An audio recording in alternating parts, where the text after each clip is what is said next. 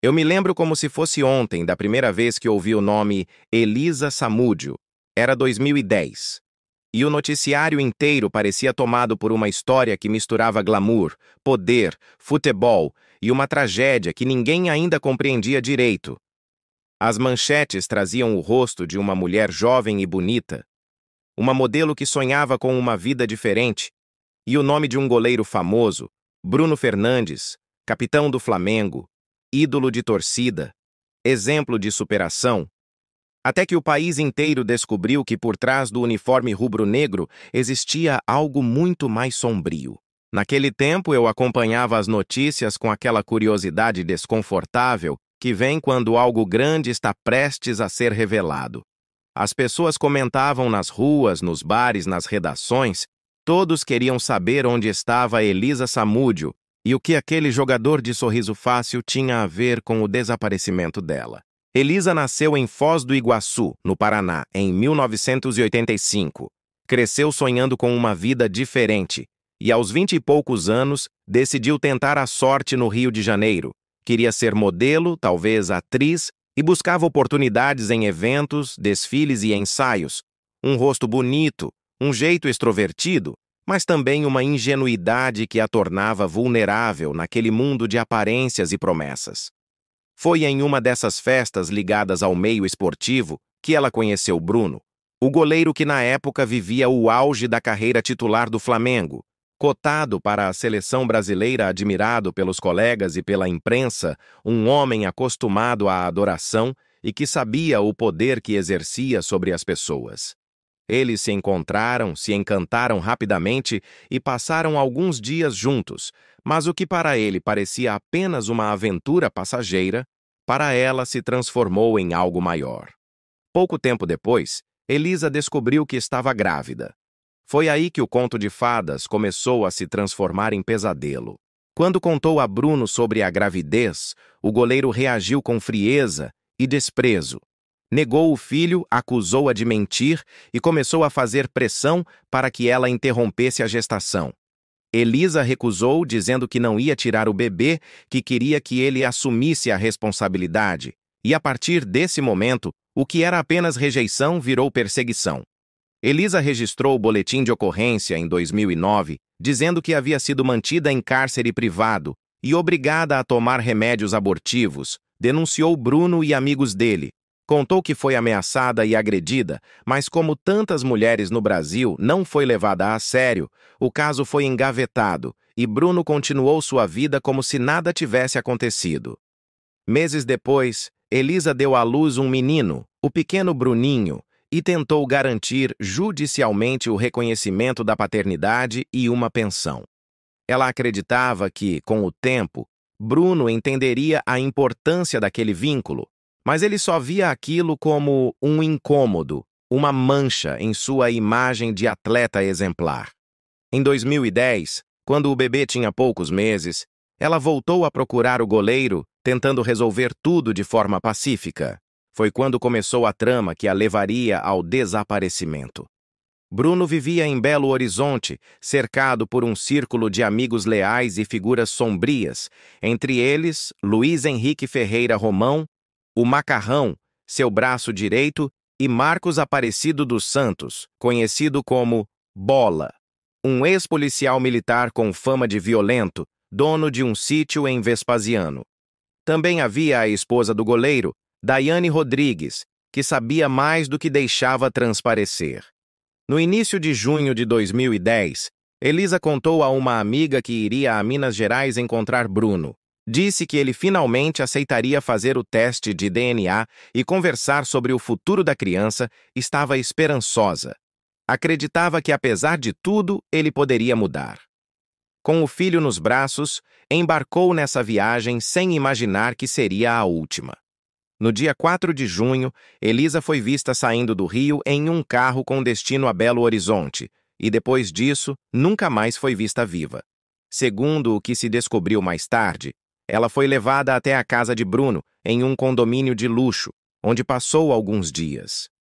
Testemunhas disseram que ela parecia tensa, mas acreditava que as coisas se resolveriam. Havia telefonado para uma amiga, dizendo que Bruno estava mais calmo, que estava tudo bem e que ela achava que a conversa estava caminhando.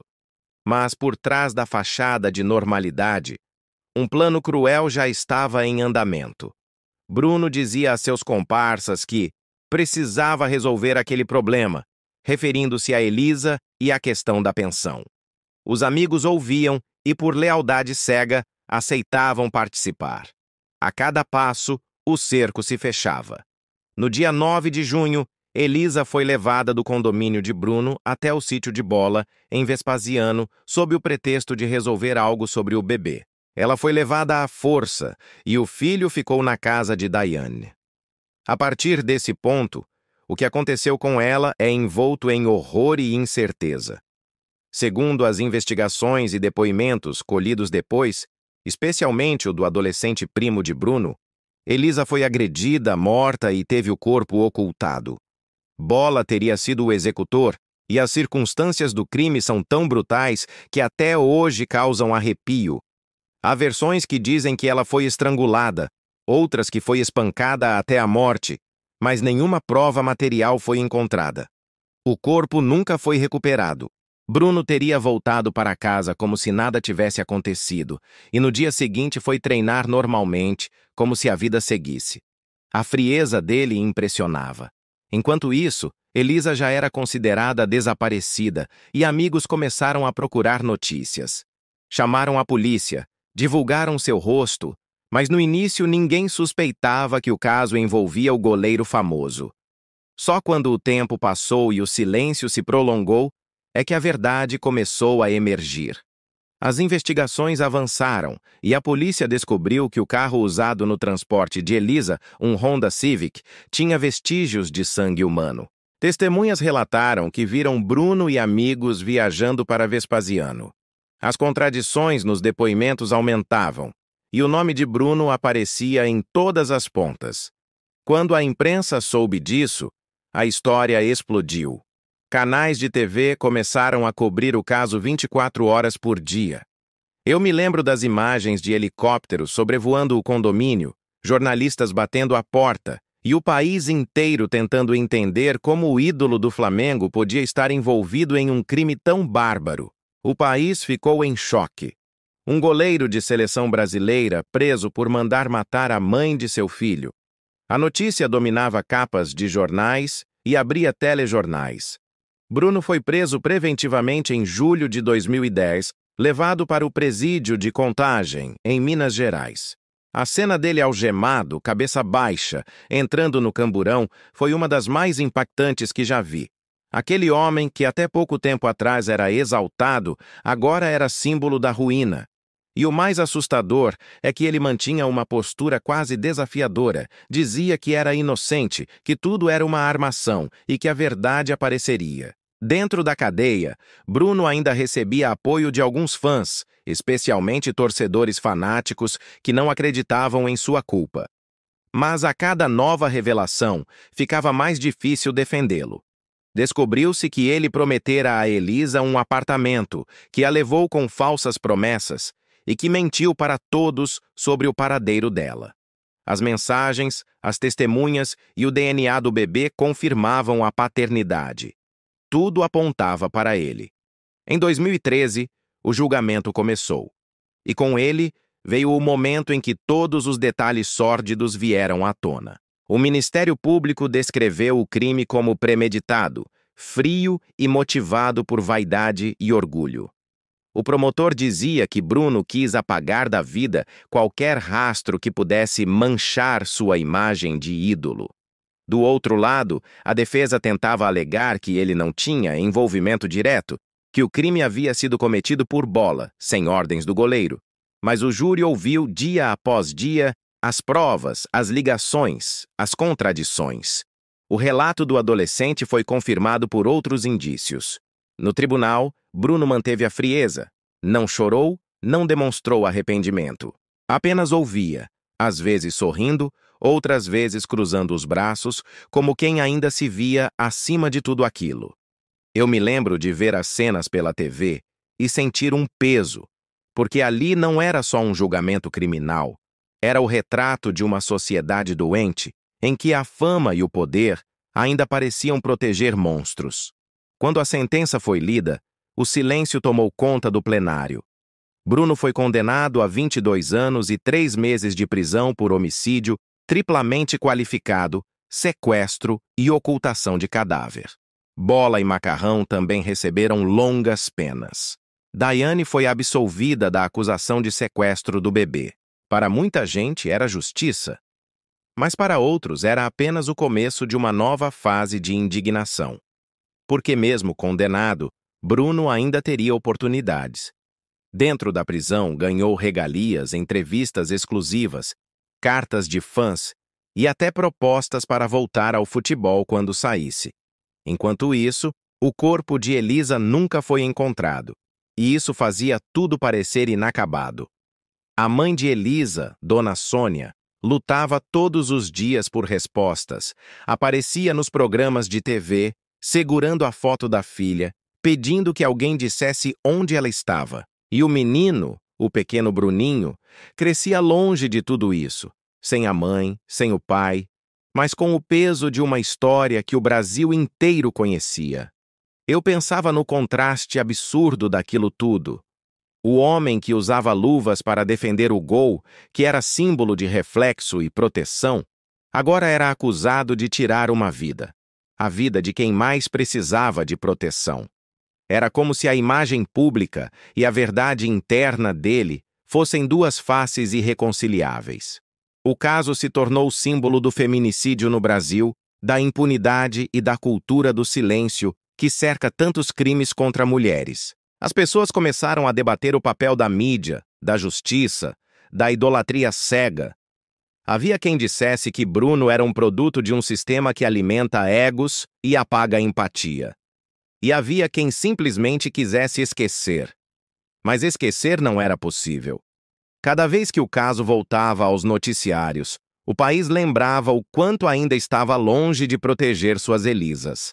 E mesmo com a condenação, a sombra da dúvida pairava sobre os detalhes. O corpo nunca encontrado, a falta de confissão plena, a sensação de que algo ainda estava escondido. Era como se o fantasma de Elisa pairasse sobre todos, lembrando que a justiça só é completa quando a verdade é inteira. Quando a sentença foi lida, e Bruno ouviu que passaria mais de 20 anos na prisão, o país parecia dividido entre o alívio e a descrença. De um lado, a sensação de que finalmente havia justiça para Elisa Samúdio. Do outro, o espanto de ver um ídolo do futebol brasileiro cair em desgraça de forma tão brutal. Eu me lembro de assistir aquelas cenas com uma mistura de raiva e tristeza, o rosto dele impassível, quase desafiador, como se nada daquilo o atingisse de verdade. E ao fundo o choro de Dona Sônia, a mãe de Elisa, segurando o retrato da filha e dizendo que nada traria sua menina de volta. O julgamento havia terminado, mas a história estava longe de acabar, porque Bruno não seria esquecido tão facilmente. Nem por quem o odiava, nem por quem ainda o idolatrava. Dentro da prisão, ele manteve o comportamento frio, calculado, e aos poucos começou a conquistar regalias. Dava entrevistas, recebia cartas, fazia planos, e até parecia acreditar que um dia voltaria a jogar futebol. E por incrível que pareça, ele estava certo. O Brasil assistiu incrédulo ao desenrolar de uma segunda fase dessa história, em que o criminoso virou personagem de uma narrativa de redenção forçada, enquanto o nome de Elisa começava a desaparecer dos noticiários, substituído por manchetes sobre o retorno do goleiro Bruno. Era 2017, quando ele deixou o presídio de Varginha, após decisão judicial que concedeu habeas corpus. E eu nunca vou esquecer o impacto de ver aquela imagem. Bruno saindo pelos portões, sorrindo, abraçando advogados, dizendo que queria recomeçar, que queria voltar a ser útil à sociedade. A sensação era de injustiça renovada. Enquanto o corpo de Elisa continuava desaparecido, o homem condenado por sua morte ganhava liberdade, e pouco tempo depois, um novo contrato para jogar futebol profissionalmente. Vários clubes tentaram contratá-lo. Alguns desistiram após protestos, outros insistiram, alegando que ele já havia pago pelo que fez. O debate se espalhou como fogo.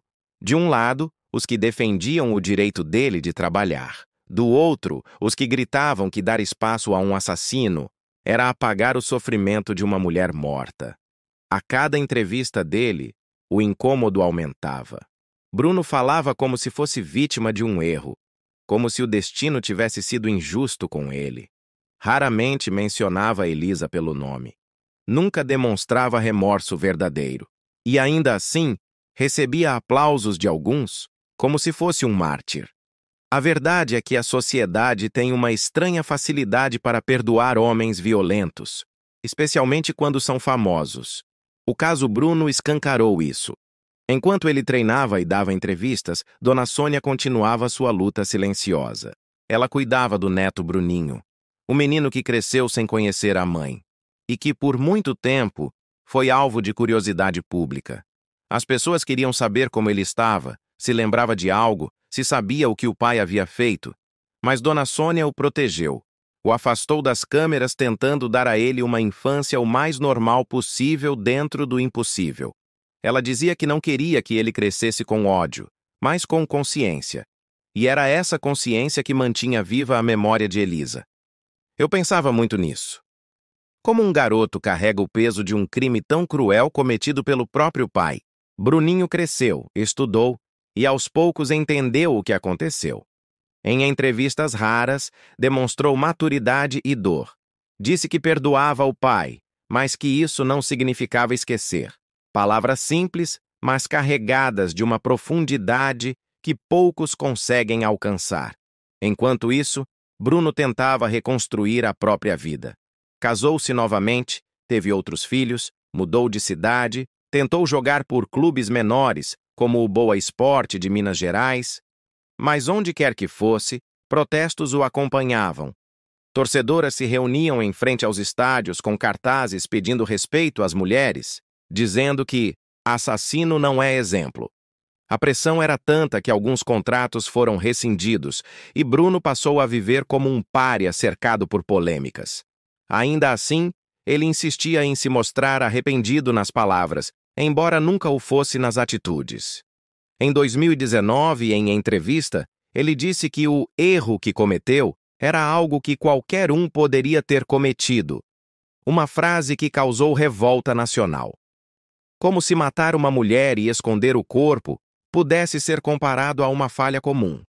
Naquele momento, ficou claro que ele nunca entendeu a gravidade do que fez. E talvez nunca entenderia. Ao mesmo tempo, o caso seguia gerando reflexões. Movimentos feministas e organizações de direitos humanos usavam o nome de Elisa como símbolo da luta contra a violência de gênero.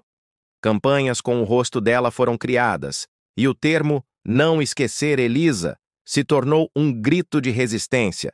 Nas redes sociais, toda vez que Bruno aparecia, alguém lembrava: "E a Elisa? Onde está a Elisa?" Essa pergunta ecoava como uma ferida aberta. Anos se passaram e, de tempos em tempos, surgiam boatos de que o corpo havia sido encontrado ou de que alguém sabia o paradeiro dele, mas tudo sempre terminava em frustração. A ausência do corpo se tornou o maior símbolo do caso. Uma lembrança constante de que, por mais que a justiça condene, a verdade nunca é completa sem o corpo da vítima. E é esse vazio que torna a história tão dolorosa. Eu me peguei muitas vezes pensando em como a sociedade transformou o caso em espetáculo. Houve programas de TV que reencenaram a história, filmes que exploraram o drama, entrevistas sensacionalistas, manchetes que tratavam Elisa como coadjuvante. Era como se a tragédia tivesse virado entretenimento. E no meio disso, a humanidade da vítima se perdia. Elisa era reduzida à mãe do filho do goleiro Bruno. Mas ela era muito mais do que isso.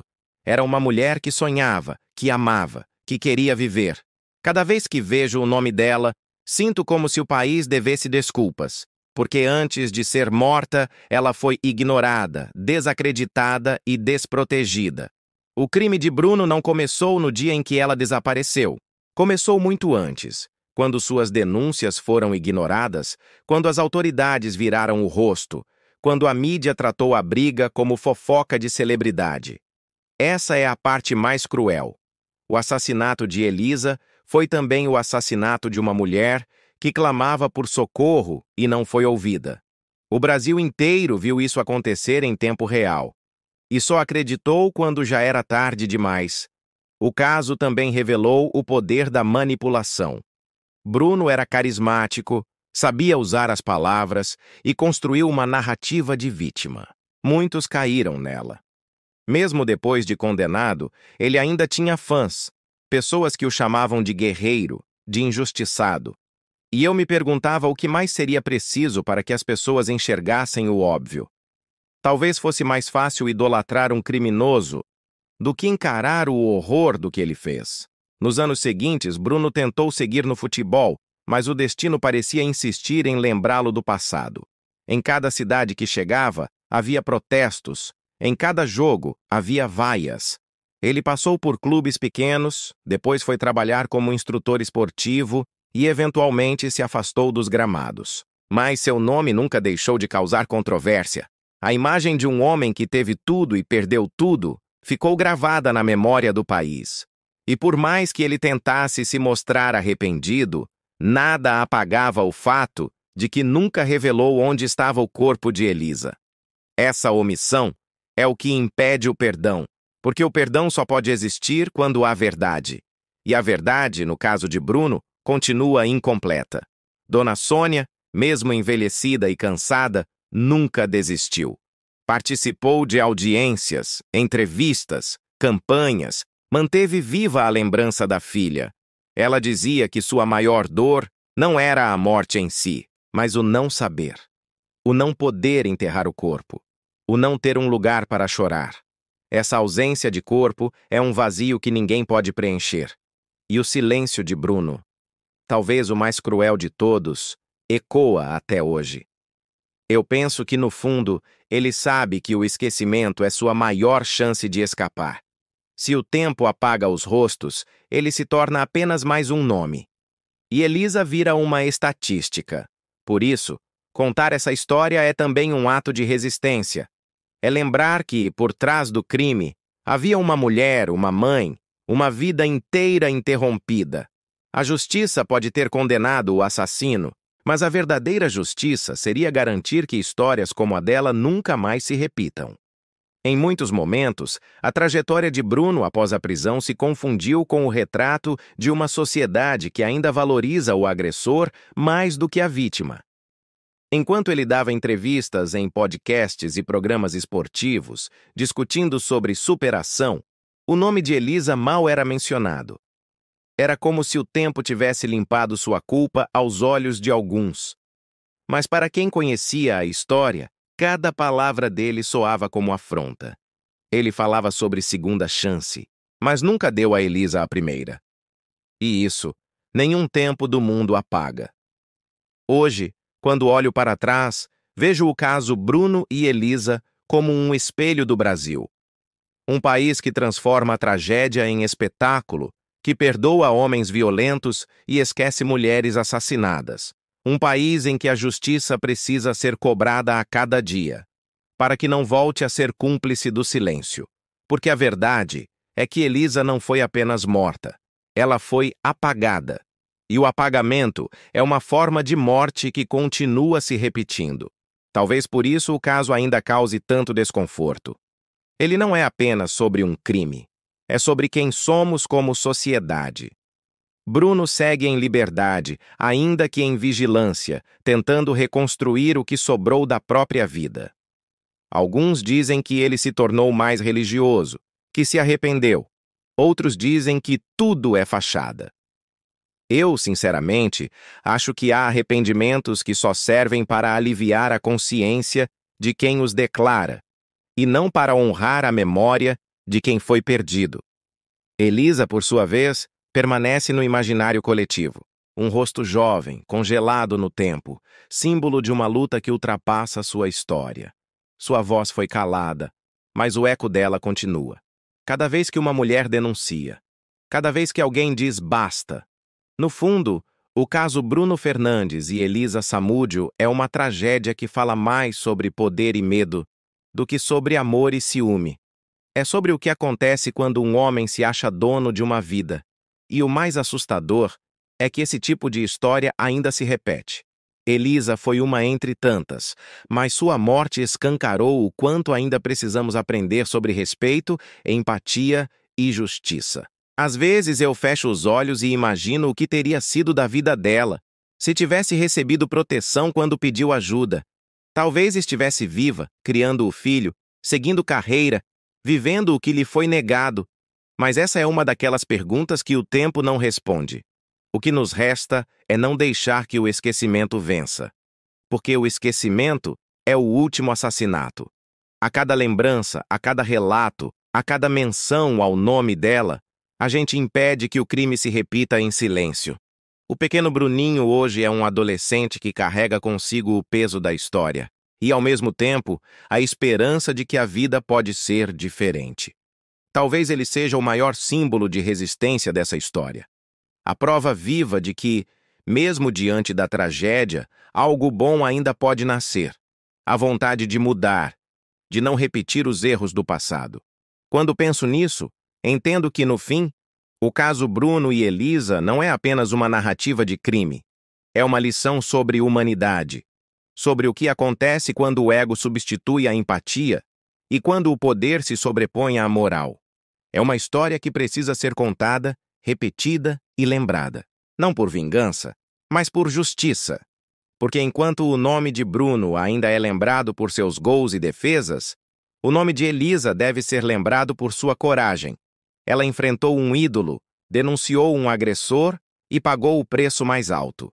E é por isso que, mesmo ausente, ela continua presente. Viva na memória de quem se recusa a esquecer. Eu termino esse relato com uma sensação agridoce, porque por mais que tenhamos acompanhado o desenrolar dessa história, ainda há algo que não se resolve: o corpo de Elisa, o silêncio de Bruno e o vazio que paira entre eles. É um fim sem encerramento. Um capítulo aberto que nos obriga a olhar para dentro e perguntar: quantas Elisas ainda gritam por socorro e ninguém ouve? Quantos Brunos ainda se escondem atrás de status e poder? A resposta, infelizmente, é mais sombria do que gostaríamos de admitir. E é por isso que eu continuo contando essa história. Porque cada vez que ela é dita, Elisa deixa de ser apenas uma vítima e volta a ser o que sempre foi, uma mulher de carne e osso, que amou, sofreu e lutou até o fim. E enquanto sua memória resistir, talvez ainda haja esperança de que o país aprenda a ouvir, antes que seja tarde demais.